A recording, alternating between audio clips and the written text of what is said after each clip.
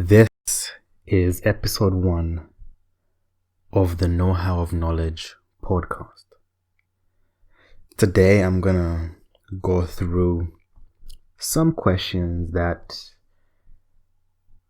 I would classify as pretty deep. And I'm gonna give you my answers on them. I find myself to be a person who is inquisitive when it comes to knowledge. I understand that to get wisdom, you first need to have some knowledge first, because wisdom is how you apply knowledge. But how can you apply wisdom when you don't have any knowledge? So step 1, get some knowledge. So today I'm going to answer 10 questions in this podcast. It might be about half an hour long. So sit back, get a drink, relax. If you're driving, just enjoy this podcast. And let's go. First question. Is it worse to fail at something or never attempt it in the first place? Is it worse to fail at something or never attempt it in the first place? This is something that I have experienced on both ends. I have experienced failing something, and I've experienced never attempting something. Whenever I look at the people around me, they always fall into two groups of people. Sometimes they are on the fence, but normally they fall into two groups of people. The first group is people that learn from their mistakes. So these are people that will know what is right to do and choose to ignore everything and follow their heart per se, or their passion, and just do it. And in the process, they will learn who they are and also what they want to do, and if that choice was right. The second group of people are people that oftentimes sit back and watch and see how others do things. And based upon their success or failures, they act accordingly.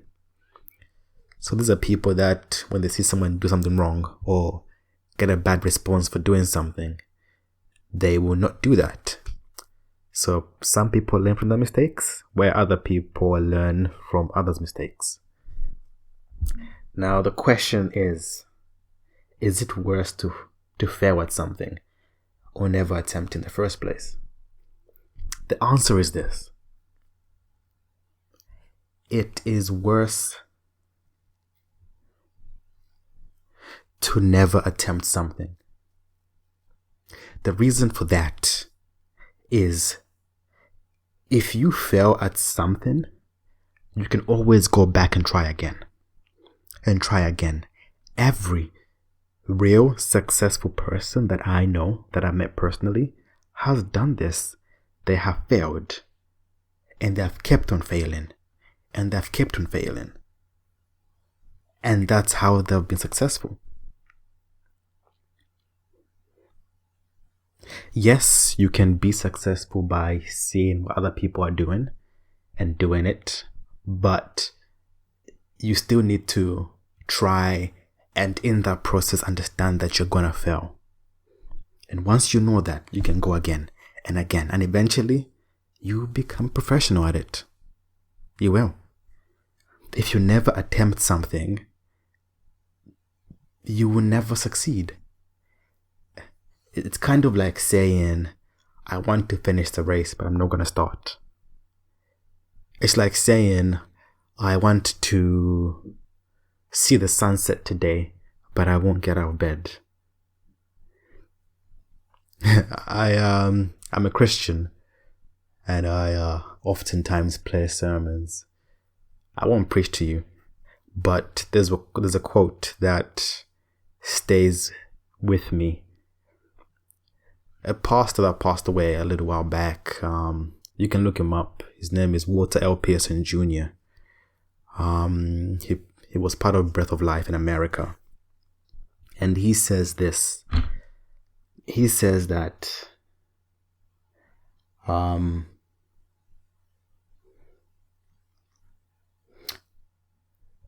I'll paraphrase it. God can give a bird the power to fly and to be and to breathe, but he does not put worms in their nests. But every day birds eat. Now the question is, Malik, what have you just said? Like, you're making no sense. And yes, we know that birds have to go hunt. Well, there's another saying. You can bring a horse to water, but you can't make it drink. It has to desire that for itself. And this is the question. It's, you are better off failing at something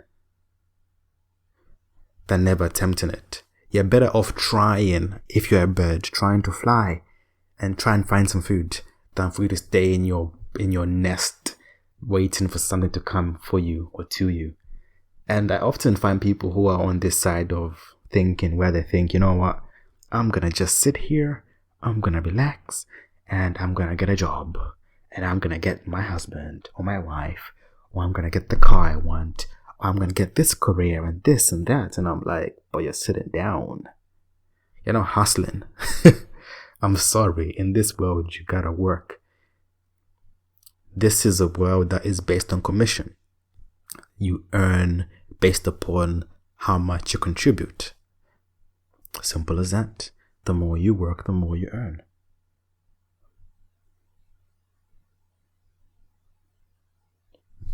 You have to try and do something. It is worse for you to fail at something than for you to never attempt it. Because if you never attempt something, you will never learn from it. You grow by failing. You don't grow by succeeding. How can you, growth is looking at what you've done wrong and making changes. That is growth.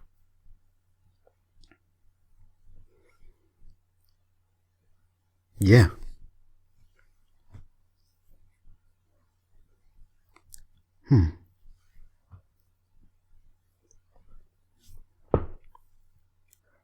Okay. This makes me think about myself, really. But we must move. The next question. If you could choose just one thing to change about the world, what would it be? If I could change one thing about this world, that's a tough question. So Malcolm Muchimba has been given the power to change one thing in this world.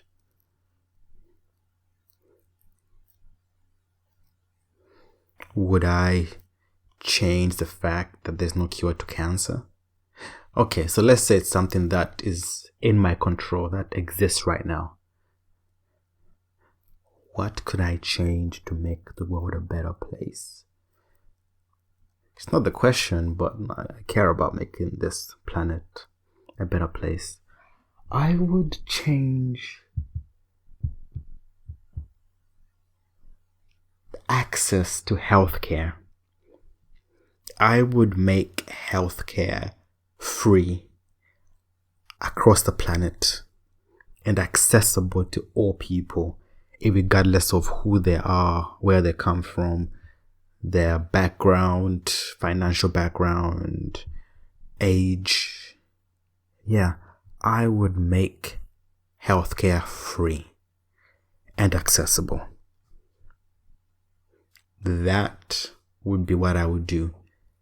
I was thinking about education, but my thoughts are every day there's a lot of people that die that if they had access to healthcare, they would have lived. I think healthcare trumps education because, just slightly, because to live is important. Just a bit more than education. Education is a close second. If I could change two things, it would be healthcare and education. Having the access to free education and free healthcare across the board. We could save so many lives. We could make a big impact.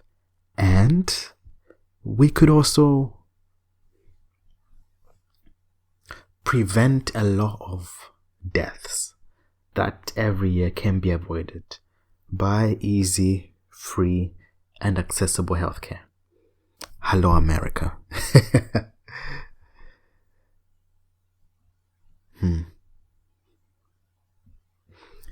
Question number 3. To what extent do you shape your own destiny? And how much is down to fate? Well, philosophy is often determined by religion in terms of how you think. Fate. Destiny. To what extent do you shape your own destiny? Well, first of all, it's a tough question to answer because the first question is, what is destiny? Destiny's child. But what is destiny? Destiny. Is destiny something that you look at when you achieve something and say, something causes to happen outside of me? Is destiny something that you could have not done in your own power? That's a question for another day. But today is this. To what extent do you shape your own destiny? I would say that human beings are in almost full control of their destiny. I believe that anybody can do anything. I'm aware that not everybody has the same start. I, for example, was heavily privileged growing up. I'm not talking about money, I'm talking about opportunity. I was put in a position where I could have made a choice to be anything. Literally. I was given the best upbringing in terms of being put in a family that promoted education, that promoted learning, that promoted seeking what you desire wasn't chasing it, regardless of what that was, be it career, be it personal. And a lot of places and people don't have that, maybe a location, you don't have access to good education. You don't have access to even know about these career paths. You don't have access to see how other people dream so you can dream like them or bigger than them. You can forge your own destiny because there are people who have made it to what they call their destiny, not because of sheer luck, but because of hard work. Oftentimes, destiny is what we perceive as out of our control. It was meant to be, so it shall be. But you can literally do anything. I guess it all depends on how quickly do you want to get there. Let's just say today I wanted to be a neurosurgeon. Yeah, I could do that. I know I'm privileged in terms of where I am. I know some people where they are right now don't have access to even say I want to do that and I can do that. But for me, it's simple. Of course, it would take me a long time. That might mean I need to work part-time jobs for 10 years to save some money, to then go study, and then afterwards apply for a job. But let's put it this way. If we never died, we could do anything. Simple as that. If you had a lifespan of 1,000,000 years, for example, that's crazy. Let's say a lifespan of 1,000 years. You could literally do anything. You could be a millionaire. You could be a trillionaire. There's so many things you can do. It's all about that we as human beings have a short lifespan. So we prioritize. And oftentimes we are on autopilot. And when things happen to us that we classify as good, we say destiny. And sometimes even bad, we still say destiny. Maybe it's just me. But I think that 100% of our destiny is determined by ourselves. All of it. I would say 95 actually. And the 5% is where we come from, our upbringing, our environment. It's all a matter of time. Question number 4. Does nature shape our personalities more than nurture? Nature versus nurture. So nature is the environment, not the trees and the grass, but like, does your environment, like geographically speaking, shape you? Or does how you are nurtured determine that? I believe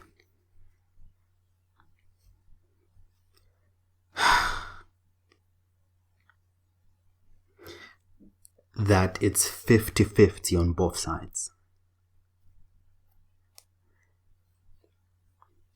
I often say, if I never left my home country, the man I am today would not exist.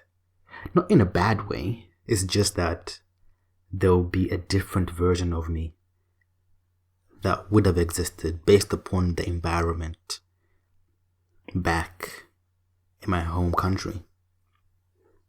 I would have most likely chased different dreams based upon the dreams my friends chose and what was accessible in that environment.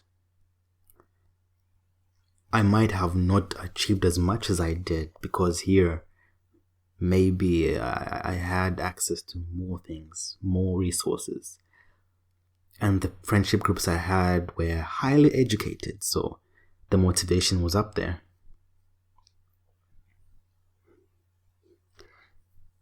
Geographically speaking, your environment does shape you.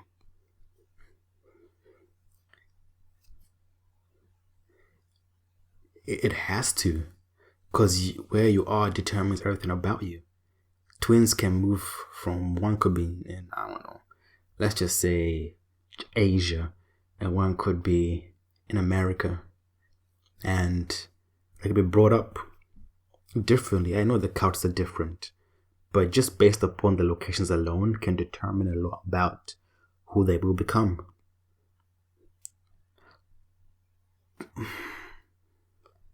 But also, how you are brought up is also a big factor as well. You know what? I would say it's even more of a bigger factor. I think how you are raised is more important than where you are raised. They both determine who you are. But how you are raised, how you are nurtured, can change the world. Because there are people who come from backgrounds that you would classify as not the best in your standards, but they found a way to persevere and be ambassadors and be people that you look up to. Why is that? Is it location? No. Yeah.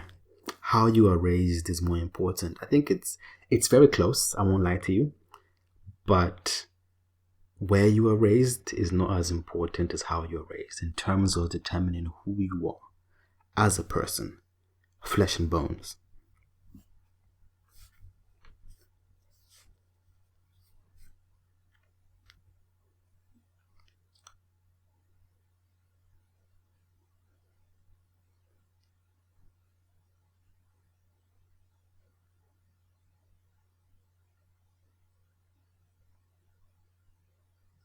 Wow. The next question. Should people care more about doing the right thing or doing things right? Should people care more about doing the right thing or doing things right? So doing the right thing is what I would classify as doing what is legally correct and what is ethically correct as well. But doing what's right, I think, is a more of a personal element. So I'm gonna focus on this question on two fronts. The first one is doing what is considered right and doing what is right to you. What is more important?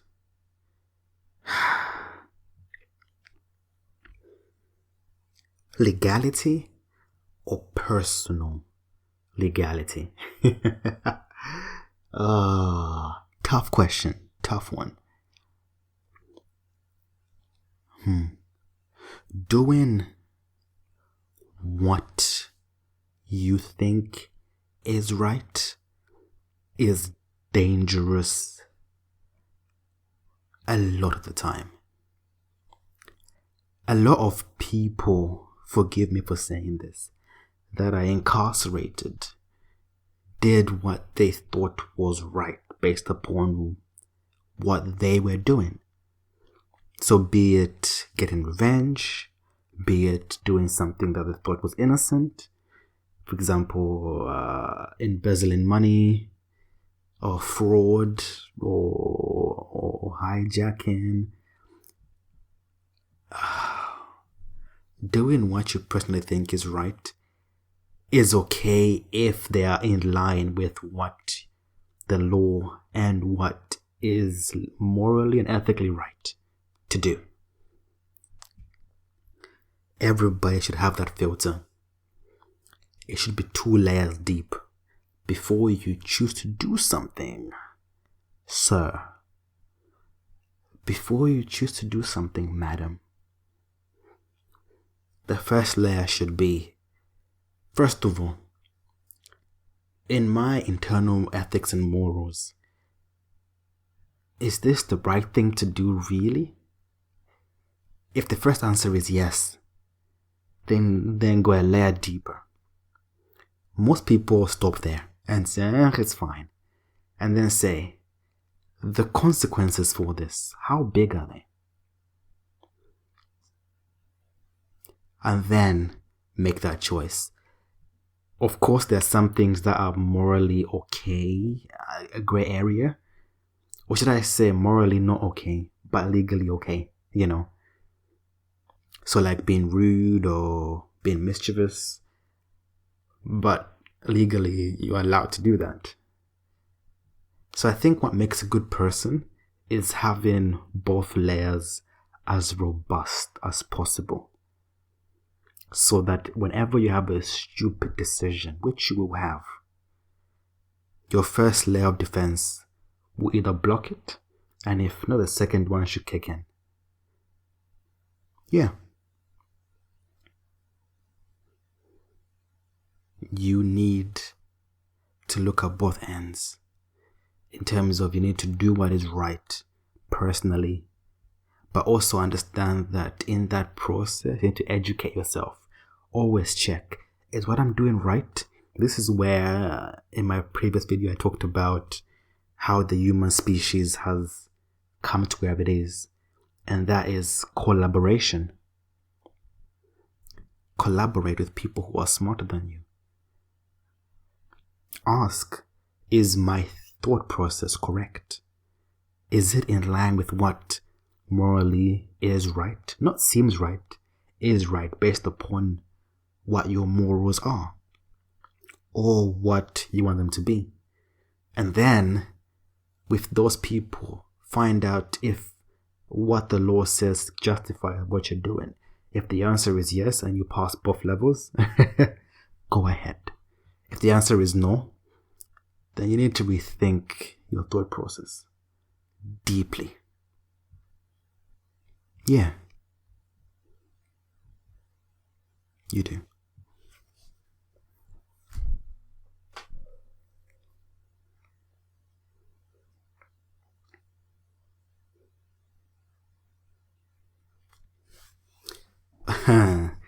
And question number 6, today's final question on this podcast. It's a very silly question, but let's go. What one piece of advice would you offer to a newborn infant? So let's say an infant could understand what I'm saying. You know what? Let me change that, because infants don't know anything. Let's say toddlers, so where the kid can kind of understand what you're saying, but not really. My advice would be this. Don't stress too much about everything and enjoy your age. Have fun, play in the mud, have sleepovers, dance, celebrate. You will look back at those days of your life and understand that, you know what? I enjoyed them. You need to have a childhood. Don't sacrifice having a childhood for achievements. You will end up growing up with regrets. Yes, you should study hard, you should work hard, eat all your greens and your vegetables. But remember that when you get older, life gets more serious.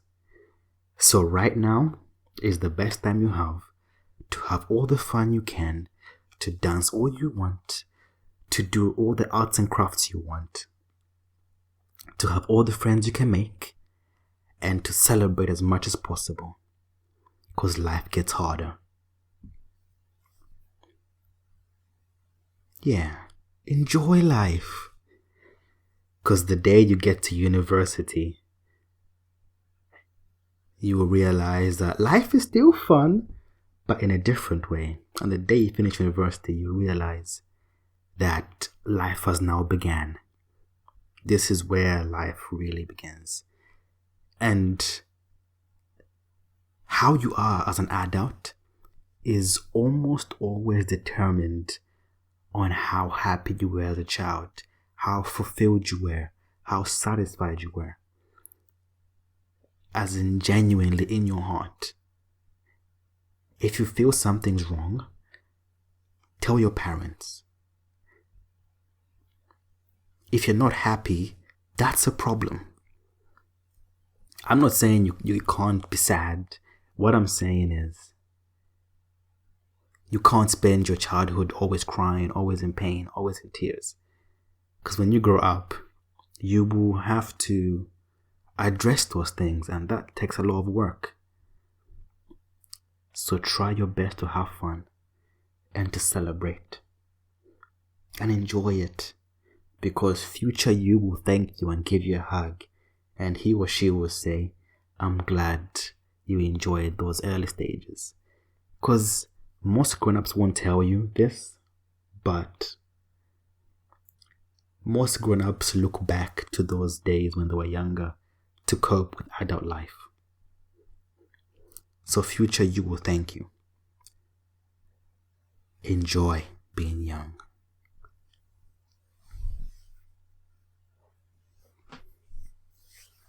So this is the end of the podcast, my first ever podcast on this channel. I've been making one of these every week, so subscribe, stay tuned, and comment. Today I asked 6 questions. What are your thoughts on my answers? Let me just read through the 6 questions again. The first question: is it worse to fail at something or never attempt it in the first place? Question 2: if you could choose just one thing to change about the world, what would it be? Question 3: to what extent do you shape your own destiny, and how much is down to fate? Question 4: does nature shape our personalities more than nurture? Question 5: should people care more about doing the right thing or doing things right? Question 6: what one piece of advice would you offer to a newborn infant? So I've answered all these 6 questions. I want to know what your thoughts are on this. Comment down below. Like, comment, subscribe if you made it this far. Wow. You're a trooper. You really are a member of this group called the Know-How of Knowledge. See you next time.